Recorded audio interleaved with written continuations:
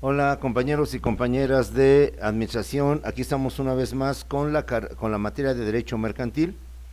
Estamos analizando lo que usted conoce dentro de su carrera como las empresas.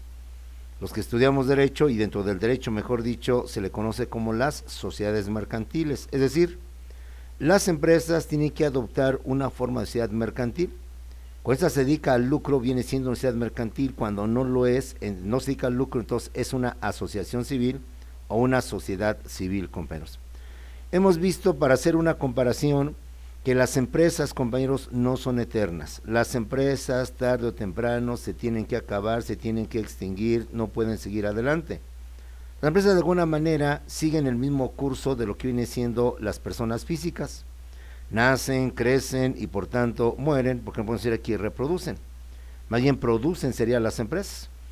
Hemos dicho que las personas físicas, cuando nacemos, tenemos que tener un documento que acredite nuestra existencia. Eso viene siendo nuestra acta de nacimiento. Las empresas o sociedades mercantiles no nacen, se crean, se constituyen, compañeros. Porque obviamente una empresa mercantil no nace de mamá ni de papá, sino que se crea, se constituye. Y ese documento que avala que se ha creado, no nacido, constituido una nueva empresa o sociedad mercantil, se llama el acta o escritura constitutiva. Bueno, haciendo este mismo comparativo, compañeros, cuando una persona física deja de existir, pues obviamente fallece, muere, y entonces hay que expedir su acta de defunción, porque mientras no tengamos el acta de defunción, pues físicamente, para Hacienda y para las autoridades y para la ley, esa persona sigue vivita, todavía tiene vida, compañeros. Por eso hay que sacar el acta de defunción. Lo mismo pasa con las sociedades mercantiles o las empresas. Así como las creamos y tuvimos su acta de nacimiento, o dicho, su acta constitutiva, cuando llegue el momento en que tenga que desaparecer la empresa, tenga que extinguirse, entonces nosotros tenemos que proceder a la cancelación de su registro. Decíamos en clase anterior, compañeros, que la disolución es la terminación, la extinción de las sociedades mercantiles. Pero, compañeros, cuando una persona física muere, no se acabó todo. Deja todavía muchos pendientes. Te decía yo en clase anterior, el caso lo tenemos cuando esta persona muere intestada. Es decir, no deja testamento de cómo dispone una vez que haya fallecido de sus bienes. ¿Quién de sus hijos, de sus herederos, queda con la casa? ¿Quién queda con los coches? ¿Quién queda con el dinero? ¿Quién queda con todo esto? A esto te decía, vamos a echarle un poquito de drama. Y piensa que esa persona que falleció pues tenía no una sino 3 familias y que por tanto tenía no una sino 3 esposas o concubinas, bueno, una esposa y las demás concubinas. Y piensa también que no tenía 2 hijos dentro de matrimonio, sino tenía ya unos 12 hijos, 2 dentro de matrimonio y los demás fuera de matrimonio. La ley, como tú bien lo sabes, ya también les da beneficios y les da derechos a la concubina y a las personas, como se decía antes, fuera de matrimonio. Entonces, imagínate todos los pendientes y todo lo que hay que regularizar para poder determinar cuál es el destino de esos pendientes. Pues eso mismo pasa en una sociedad mercantil. Una cosa es que pare las máquinas, deje de producir, deje de fabricar, deje de vender, baje las cortinas de mi empresa para que ya no esté funcionando, y otra cosa es ver todos los pendientes que quedaron en este momento. De esta manera, ¿qué es la famosa liquidación? La liquidación la podemos decir que es la etapa posterior o la inmediatamente siguiente a la disolución. Es decir, una vez que se extingue la sociedad, inmediatamente debemos de proceder a su liquidación, compañeros. La liquidación, reitero, es la etapa posterior o inmediatamente siguiente a la disolución, a la extinción de la sociedad mercantil, compañeros. Y consiste en atender y en resolver todos los asuntos y operaciones o negocios que quedaron pendientes, compañeros. Una vez que se disolvió, una vez que se extinguió, hasta obtener la cancelación de inscripción en el registro público de la propiedad y el comercio. Así como la dimos de alta en el registro público de la propiedad y el comercio, y obtuvimos su registro a través del folio mercantil, ahora tenemos que obtener su famosa cancelación de ese registro para que esa manera quede finiquitado y quede sin existencia legal dicha empresa. Es decir, hasta que tengamos su acta de defunción, compañeros. La liquidación, compañeros, no es es todo un proceso, es todo un conjunto de etapas, una tras otra, de fases, que deben de cumplirse y deben llevarse a cabo. Es todo un procedimiento que la misma ley marca, que la misma ley establece, que la misma ley determina cuáles son los pasos a seguir y que debemos de cumplir, por tanto, uno tras otro, y de esta manera cumplir con lo que la ley dice en cuanto a lo que viene siendo la liquidación. ¿Cuáles son los pasos, compañeros, o el procedimiento que debe de seguirse para llevar a cabo una liquidación de una empresa mercantil? Número 1. Lo primero, compañeros, es nombrar liquidadores, es decir, personas ajenas a la empresa que se van a encargar de llevar a cabo la famosa liquidación. Los liquidadores van a sustituir a los directivos, a los directores, a los ejecutivos que antes de la liquidación administraban y manejaban a la empresa, compañeros. El liquidador, por tanto, viene a sustituir al directivo, al ejecutivo, al director, al subdirector, y pueden ser uno o varios liquidadores según lo determinen los socios. Primer paso para iniciar la liquidación es: quitamos a todos los ejecutivos, a todos los directivos que llevan a cabo el manejo, la administración de la empresa, y en su lugar nombramos a liquidadores. Los liquidadores, por tanto, son personas, se recomienda, ajenas a la empresa, precisamente para que los ejecutivos que la tenían, pues si tenían por ahí algún business, alguna cosa chueca, alguna cosa indebida, pues no la tapen, sino que el mismo liquidador la va a balconear y él se va a dar cuenta, compañeros. Se recomienda, por tanto, que liquidadores sean personas ajenas a la empresa, y obviamente que no sean los antiguos directivos o los antiguos funcionarios que desempeñaban los puestos de administración y de mando dentro de una empresa, compañeros. Los liquidadores van a recibir de los exdirectivos todo cuanto papel, todo cuanto documento sea necesario a través de lo que es una acta entrega. Es decir, la entrega no nada más es, pues aquí está mi oficina, ahora tú siéntate, no.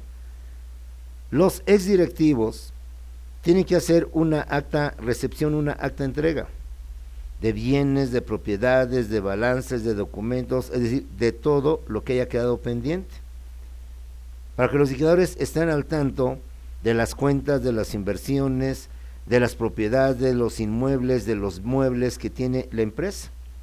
Por ello, debe de hacerse una acta recepción para que de esta manera se tenga constancia qué es lo que se recibió, qué es lo que se entregó.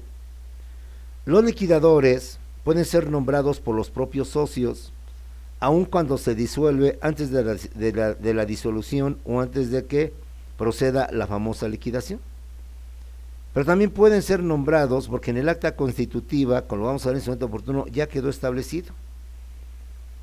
Antes de que, previendo que algún día la empresa se va a liquidar, entonces ya desde antes en su clausulado, en el acta constitutiva, se establece el procedimiento o la manera de determinar quiénes serían los liquidadores en el caso de llegar a esta circunstancia. En el caso de que los socios no designen a los liquidadores o no se pongan de acuerdo sobre quiénes van a ser los liquidadores, en el caso de que la escritura constitutiva tampoco haya designado o establecido, mejor dicho, el procedimiento bajo el cual se van a establecer los liquidadores, entonces la autoridad judicial, es decir, el juez, es el que determinará y establecerá a petición de parte, a petición de uno de los socios o de uno de los interesados, que él por tanto designe a lo que vienen siendo los liquidadores. El nombramiento de liquidadores, compañeros, debe de inscribirse en el registro público de la propiedad y el comercio, para efectos de responsabilidad. Una vez que la empresa ha nombrado liquidadores, ese nombramiento no debe quedar nada más interno dentro de la empresa, sino que hay que ir al registro público del comercio y ahí hacer una anotación marginal donde está la escritura constitutiva, que con tal fecha y por acuerdo de los socios o por designación del juez o lo que usted quiera, fueron nombrados como liquidadores, los señores fulano, sultano, mengano y perengano, ¿sale? Ese es el primer paso. Personas que se van a encargar del proceso y que por tanto nos queda claro, los directivos o ejecutivos simplemente dejan su puesto, dejan su cargo, ellos no intervienen en la liquidación. Segundo paso, segunda etapa.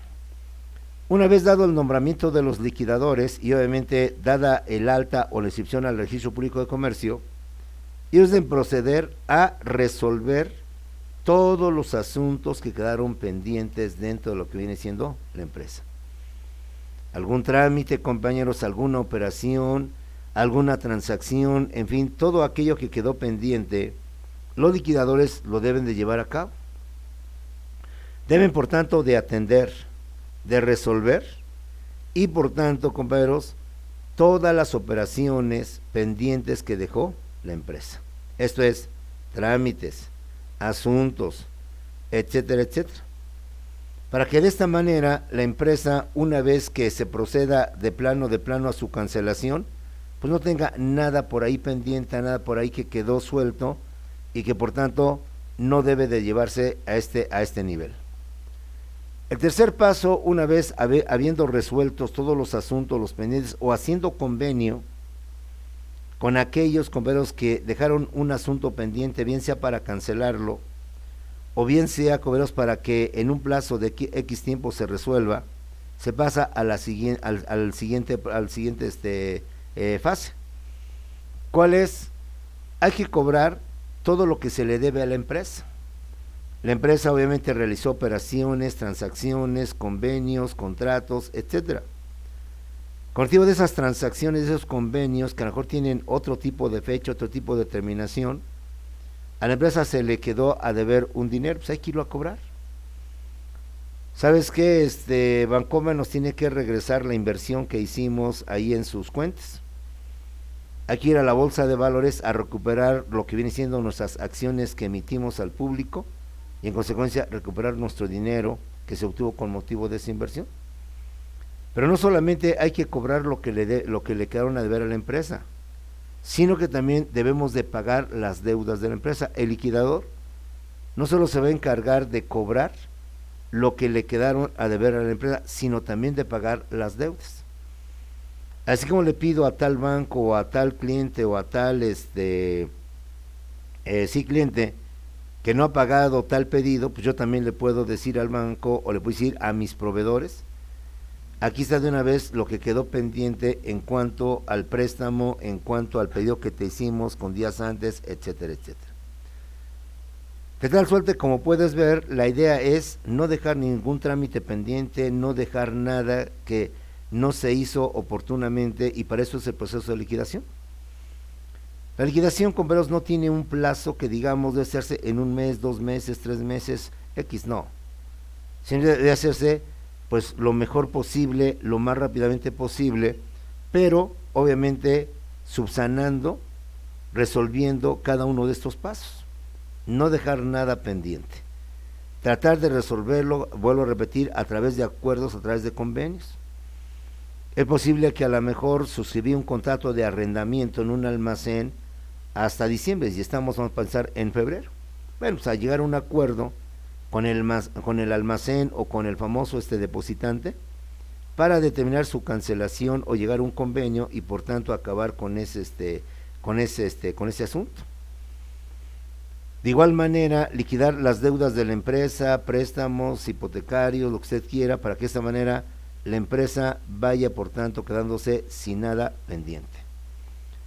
Una vez que cobró y pagó lo que tenía que haber dentro de la empresa, pasamos al siguiente paso. ¿Cuál es? Vender todos los bienes de la empresa. Obvio, si la empresa ya no va a trabajar, ya no va a funcionar, si es de decisión de los socios no continuar con el negocio, pues la pregunta es: ¿qué vamos a hacer con la maquinaria, con el equipo, con las herramientas, con el medio de transporte, llámese tráiler, llámese camioneta, llámese coches, que se tenía al servicio del personal, del almacén, al servicio de los directivos, al servicio de todo esto? ¿Qué vamos a hacer ahora con el mobiliario de oficina, los escritorios, las sillas, las computadoras, etcétera, etcétera? Todos los liquidadores tienen que vender completamente todo, bienes muebles y bienes inmuebles, terrenos, fincas, propiedades, coches, todo cuanto pueda ser vendible, perdón. De esta manera, la idea es tener dinero y no tener bienes. Y con motivo del dinero que se obtiene, pues entonces seguir con la siguiente etapa, el siguiente proceso, salvo que a lo mejor algún socio llegue a un acuerdo con los liquidadores. ¿Sabes qué? Con motivo de que me vas a liquidar, es decir, me vas a pagar mi inversión y mis utilidades, quiero que como parte de ese pago, como parte de esa regreso de mi inversión, me des el coche o me des el predio, me des tal propiedad de la empresa que está valuada en tanto dinero. Decir algo, de acuerdo con mis estimaciones, son un promedio de 5 millones lo que me vas a dar, digo, es una estimación, cuestión de que tu liquidador lo compruebes, lo acredites, y el predio que yo quiero vale 2 millones, bueno, pues, dentro de esos 5 millones que vas a dar en especie, quiero mejor ese predio que me lo des a cuenta de los 5 millones, me das 2 en especie y lo demás, si es que se comprueba mi estimación, en 3 millones en efectivo. Salvo que se determine y previo acuerdo entre los socios podría darse el caso. Pero obvio, eso debe hacerse con anticipación, previo acuerdo entre el liquidador y los socios, para que parte de su liquidación o parte de lo que viene siendo la devolución de su capital social y además de sus intereses, sea dado por tanto en lo que viene siendo en especie, compañeros. ¿Sí? Los socios deben de buscar y tener la forma de que la empresa, una vez que se va a disolver, pues no tenga nada. Pues si la empresa ya se va a disolver, pues compañeros, ¿quién entonces se va a hacer cargo de los coches que ahí quedaron, del terreno que ahí quedó? Si en última instancia ya no hay representantes, porque ellos como liquidadores tienen una función. ¿Cuál es? Liquidar completamente en todos los sentidos a la empresa, no dejar ni rastro o ni huella de ella, salvo que haya de una manera general se haya comprado todo o se haya traspasado el negocio a otra empresa. Pero en términos generales, los liquidadores tienen que vender todo lo que tiene la empresa. Insisto, equipo, mobiliario, máquinas, herramientas, instalaciones, edificios, coches, automóviles, todo cuanto se pueda, hay que venderlo, compañeros. Una vez que se vendió todo y que la empresa, por tanto, pues ya no tiene nada, salvo solamente su patrimonio, pero en dinero, cuantificable en dinero, entonces ahora sí los liquidadores procederán a liquidar, a darle lo que le corresponde a cada uno de los socios. Es decir, los liquidadores procederán, compañeros, a liquidar a cada socio su haber social, es decir, su parte de inversión, su aportación de capital social, más los intereses, más las ganancias que se hubieron generado con motivo de esa inversión. Pero como para este momento ya no tenemos propiedad, sino tenemos dinero, porque todo lo que pagamos, lo que cobramos y todo lo que vendimos, pues ya está cuantificado en dinero, ya está depositado en dinero, y por tanto el dinero ya es más fácil de dividir o de fraccionarlo. ¿Sabes qué? A él le toca el tanto por ciento, en consecuencia son tantos miles o millones de pesos, él aportó tanto, por tanto le corresponde esto, etcétera, etcétera. La idea, como puedes ver, coberos, es justamente que no haya nada de bienes, nada de cosas, sino que todo esté establecido en dinero, salvo el caso que te mencioné, que previamente hayan acordado los socios en un momento determinado, ¿sabes qué? Quiero ese coche, quiero ese camión como parte de mi liquidación, y me lo abonas o me lo das como cuenta en especie y no tanto en dinero, ¿sí? Una vez que a cada socio se le dio lo que le corresponde, se supone en teoría que entonces ya no hay ni haber ni hay deber. El estado financiero de la empresa es completamente, dicen los creadores, cero pasivo y cero activo. Teóricamente supone que así debe de ser la situación. Entonces, los liquidadores deben de hacer el balance final de lo que viene siendo la empresa.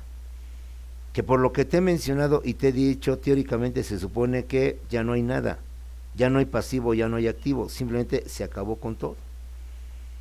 Los coches, las propiedades y el inmueble se vendió, y con motivo de esa venta se obtuvieron tantos miles o millones de pesos, y eso se repartió y se dio entre lo que viene siendo el socio. Teóricamente un liquidador no puede dejar por ahí algún pendientito, que por ahí quedó un terreno, por ahí quedó una cuenta bancaria de tanto, por ahí quedó un depósito, no. La idea de la liquidación es justamente que de la empresa pues no quede más que su nombre o el recuerdo que alguna vez existió o se dio esa empresa. Como puedes ver, los pasos que siguen la liquidación van a ese fin, van a esa intención, van con esa propósito. Por eso la liquidación tiene por objeto resolver, atender todos los asuntos, todos los negocios que quedaron pendientes una vez que la empresa se disolvió, y que teóricamente, contablemente hablando, pues debe quedar en cero, cero pasivo, cero activo, cero capital, cero de nada de nada.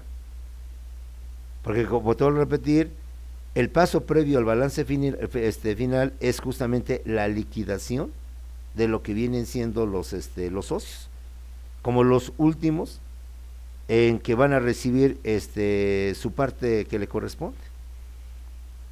Es obvio pensar que con motivo de la disolución, pues ya desde con tiempo, con anticipación, los socios ya empezaron a liquidar a empleados, a trabajadores, porque no es viable pensar que ahorita ahí están todos los trabajadores, no, desde mucho antes, ya desde que se llevó a cabo el acuerdo de disolución, ya los mismos directivos, antes de que empezara el proceso de liquidación, se empezaron obviamente a liquidar a sus obreros, a sus empleados, y solamente mantuvieron hasta donde más se pudo los cargos o los empleados que tenían alguna vinculación con la liquidación.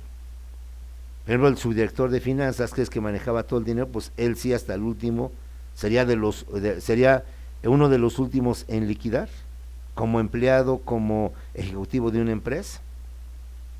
Quizás alguien que se encargara del mantenimiento o dos o tres serían los últimos, pero antes de todo esto, pues obviamente ya los tuvieron que haber liquidado para que nada más la parte final, la parte última, fuera justamente la liquidación de lo que eran los socios. Y que para tales fechas ya simplemente la empresa se quedó sin nada. ¿Sí, jóvenes? Bueno, entonces, el siguiente paso de los liquidadores, una vez que le dieron sus utilidades o le dieron su inversión a los socios, es realizar el estado financiero. Que teóricamente se supone un estado financiero que tiene activo, pasivo, haber y deber, etcétera, etcétera, pues debe quedar 0, debe quedar simplemente sin nada. Una vez que se hizo el estado financiero, es obvio que se tiene que informar a los socios. Aunque ellos están liquidados, aunque ellos ya recibieron su parte proporcional y por tanto ya están contentos o felices con las utilidades o ganancias que recibieron, de todos modos ellos tienen que checar y ver que realmente no quedó nada pendiente. Digo, no sea por ahí que un liquidador mañosamente, fraudulentamente, escondió un bien para después, pues a lo mejor ya nadie lo pide, ya lo reclama, pues yo me quedo con él. Pero ya es irnos filosofando, irnos metiendo en otro tipo de borrillos que se pueden dar. Pero bueno, vamos a ver el proceso de liquidación en su esencia, en su contenido, en lo que viene siendo esta liquidación. De esta manera, compañeros, el último paso es que los liquidadores deben de proceder a la cancelación del registro de inscripción de la sociedad mercantil que hace 10, 20, 30, 40, 80 años se obtuvo, y de esta manera obtener ahora sí la cancelación definitiva, la extinción definitiva y legal de una sociedad mercantil, compañeros. Porque si el liquidador no hace este último paso de cancelar la inscripción, la inscripción que hace 20, 30, 40 años, 80 años se hizo en el registro público, legalmente la sociedad mercantil sigue existiendo, la empresa sigue existiendo. Hacienda, a través de papeles, pues va viendo si la empresa existe o ya no existe. Y mientras no le informen a Hacienda o al SAT o a cualquiera, al Infonavit, al Seguro Social, que esa empresa ha sido liquidada, ha sido su registro cancelado, pues la empresa, perdón, el SAT, las autoridades dan por hecho que esa empresa sigue funcionando. Y las autoridades van a seguir mandando requerimientos, citatorios, notificaciones a esa empresa de que no ha pagado sus impuestos, de que no ha hecho su aportación al Seguro Social, al Infonavit, y va a ir generando intereses que al final pues los liquidadores van a ser los responsables de esa situación. Y que tú como socio, aunque ya tu empresa ya no existe, debes de seguir tú al tanto de que este proceso se cumpla cabalmente, debidamente, insisto. Ya el socio fue liquidado, no por ello le impide a que el socio analice y verifique el estado financiero, el balance final del liquidador. Y en consecuencia él también objetarlo, autorizarlo o no autorizarlo, si encuentra alguna objeción o encuentra alguna inconsistencia dentro de lo que es el famoso balance final. Y como siempre te he dicho, perdón por ser repetitivo, pero sí, eres administrador, quizás esto le corresponde al contador, pero tú como administrador estar también consciente que aunque son cosas contables, cosas que más bien maneja un contador o un abogado, pues que tú también tengas la idea de cómo se manejan estas cosas, bajo el argumento de que pues yo no sabía, yo no conocía y me vieron la cara de tonto y abusó mi contador o abusó o me engañó mi abogado. La idea, como te he dicho, es que las licenciaturas, al no ser puras, sino que están vinculadas con otras, tengas este conocimiento legal y que por lo tanto tú puedas manejar tu empresa no solamente cuando está vivita, cuando está trabajando, funcionando, sino incluso más allá de su extinción, más allá de lo que viene siendo su terminación. Una vez que se obtiene la cancelación de la inscripción ante el Registro Público del Comercio y que se obtiene obviamente dicha cancelación, ahora sí la SEAT ya se extinguió, la SEAT se acabó. Legalmente ya nadie puede solicitarle cumplimiento de obligaciones fiscales, cumplimiento de aportaciones al seguro, porque ya quedó completamente cancelada, ya no está en operaciones.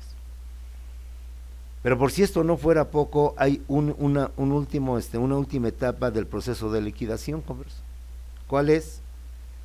De acuerdo con la ley, cobros, los liquidadores deben conservar durante 10 años todos los libros y documentos de la empresa. Cerca de 10 años, una vez que se cancela, el liquidador está obligado a mantener, a cuidar y a conservar todo cuanto documento haya generado o haya tenido la empresa, precisamente para efectos aclaratorios, que a lo mejor Hacienda, como es típico, sigue cobrando, el Seguro Social sigue exigiendo deudas, y pues aclararlo. Cuando la empresa existía, no debió ningún dinero, pagó cabalmente y cumplió cabalmente sus obligaciones fiscales. Hacienda me reclama que en el año, pensamos en 2020, en el año 2015 dejé de pagar mis cuotas patronales, mis contribuciones. Pues vamos a checar en documentos, en papeles, en dónde está ese pago, cuándo se hizo ese pago, dónde está el acuse de recibo de que se hizo ese pago. Recuerda que el hecho de que haya fallecido, mejor dicho, de haya extinguido una empresa, no significa que ahora sí queman los papeles, no. Legalmente lo vamos a ver en un momento determinado, bueno, en las siguientes clases, que una obligación de los comerciantes es mantener y guardar toda la correspondencia por lo menos por un periodo de 5 años, justamente para cualquier aclaración que a futuro se pueda presentar.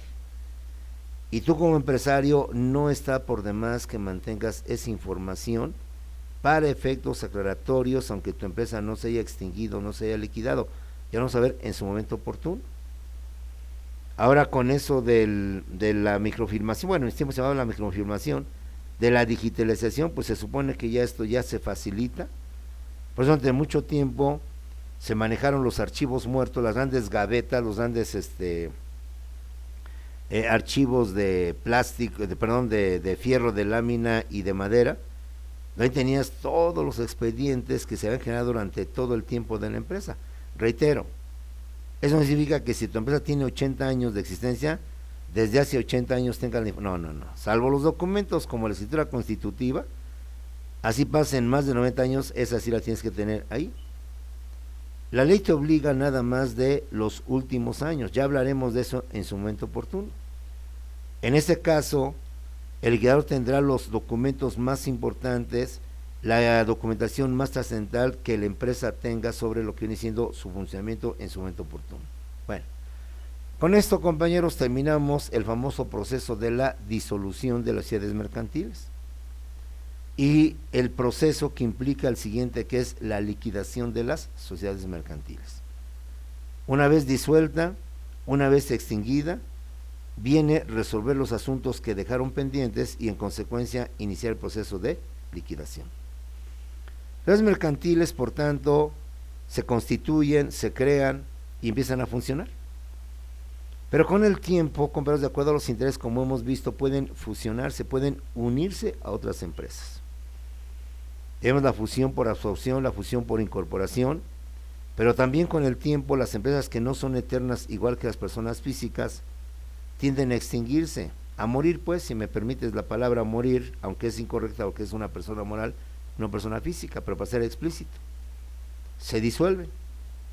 Y una vez disuelta, se inicia su proceso de liquidación. Pero las sociedades mercantiles en el transcurso de su vida también se pueden transformar, compañeros. ¿Qué es transformar? Que las sociedades mercantiles pueden cambiar de tipo de sociedad mercantil. Lo veremos en su momento oportuno, ya lo he mencionado. Hay varios tipos de sociedades mercantiles. La más clásica, la más conocida es la SA, es decir, la famosa sociedad anónima. Otro tipo de sociedad mercantil es la SDRL, sociedad de responsabilidad limitada. Las menos conocidas, pero que también la ley contempla, es la SNC, sociedad en comandita simple. Otra menos conocida, pero que también la ley contempla, es la S en Sépora, es decir, la sociedad en comandita por acciones. Otra más es la sociedad en nombre colectivo, esa no tiene iniciales, es así. Si tú adoptaras o crearas una empresa bajo las siglas de sociedad de nombre colectivo, tendrías que ponerle, ejemplo, Cigarrera, la Moderna, sociedad en nombre colectivo. En cambio, si adoptas la SA, sería Cigarrera Moderna SA. Si adoptas el tipo de SDRL, sería Cigarrera La Moderna SDRL. Así como las sociedades pueden fusionarse, pueden unirse a otras y crear una más grande, bien sea tú te fusionas a la otra o la otra se fusiona a ti, acuérdate, el pez grande se come el pez chico. Las sociedades, por razones de interés, por razones de conveniencia, lo que tú quieras, suelen transformarse, es decir, cambiar de tipo de sociedad. Yo me constituí como una sociedad en comandita simple. A los 3, 4 o X años, decido transformarme y ya no ser sociedad en comandita simple, sino ahora ser una SA, una sociedad anónima. Eso se llama transformación de las sociedades mercantiles, el cambio de tipo de sociedad que pueden adoptar las empresas según sus intereses, según sus necesidades. Yo, sociedad cooperativa, decido transformarme y convertirme en una sociedad de responsabilidad limitada. Entonces, yo, sociedad cooperativa, decido ya no ser sociedad cooperativa y ahora me voy a convertir en una SDRL. Cuando las sociedades por X razones deciden cambiar el tipo de sociedad de SA a SDRL o de SDRL a SA, de comandita simple a comandita por acciones o al revés, de comandita por acciones a comandita simple, de sociedad cooperativa a sociedad en nombre colectivo o todas las combinaciones que te imagines, a eso se llama transformación de las sociedades mercantiles. Y algo más que también lo vamos a ver en capítulo aparte porque requiere una atención muy especial, la CB. La CB es capital variable. La CB, compañeros, no es una sociedad mercantil, de una vez lo aclaro, no es una sociedad mercantil la capital variable, sino que la CB es una modalidad que pueden adoptar las sociedades mercantiles de tal manera que yo me puedo convertir SA de CB. Yo era SA, pero ahora me transformo y me convierto en SA de CB. Yo era SDRL, sociedad de responsabilidad limitada, pero ahora me transformo y adopto la forma de CB, SDRL de CB, sociedad de responsabilidad limitada de capital variable. Yo era sociedad en comandita, SNC, decido transformarme al adoptar la forma de capital variable y ahora me llamo SNC de CB. Como puedes ver, adoptar la forma de CB de capital variable, que en su momento veremos en qué consiste el CB, el capital variable, que no es un diferente tipo de sociedad, sino es una modalidad que pueden adoptar las sociedades mercantiles. Cuando lo hacen, entonces también se están transformando. ¿Qué es la transformación? Es el proceso a través del cual una sociedad mercantil adopta otro tipo, otra forma diferente de sociedad mercantil. De SA me paso a SDRL. O bien cuando yo, empresa mercantil, llámese SA, SDRL, SNC, la que tú quieras que te he mencionado, decido agregarle a mi nombre el CB. SA de CB, SDRL de CB, sociedad anónima de capital variable, sociedad de responsabilidad limitada de capital variable. ¿Sí? Ahí están, por tanto, los procesos, por la comparativa. El ser humano nace, crece, se reproduce y muere. Nosotros, parafraseando esta forma de existencia de vida del ser humano, podemos decir que las sociedades mercantiles se constituyen, ¿sí?, se fusionan, se transforman, se disuelven y se liquidan. Y con eso, las sociedades mercantiles, al igual que personas físicas, tienen un proceso evolutivo de nacimiento, en ese sentido sería de constitución, y un proceso de fallecimiento, que en este caso sería de liquidación. Pero ante estas dos etapas de su vida, nace, muere, se constituye, se liquida, también puede haber el proceso de fusionarse, transformarse, convertirse. Ya veremos un tema más, que es la famosa escisión de las sociedades mercantiles. Entonces vayamos entendiendo este mundo de los business, este mundo de los negocios. Ya lo hemos visto en macroeconomía, en microeconomía, lo importante que es conocer el comercio internacional, lo que es importante conocer la inflación, devaluación, cómo la empresa y cómo le pega a la empresa estos fenómenos. Lo estás viviendo, el COVID, cómo ha influido un problema de salud en las empresas.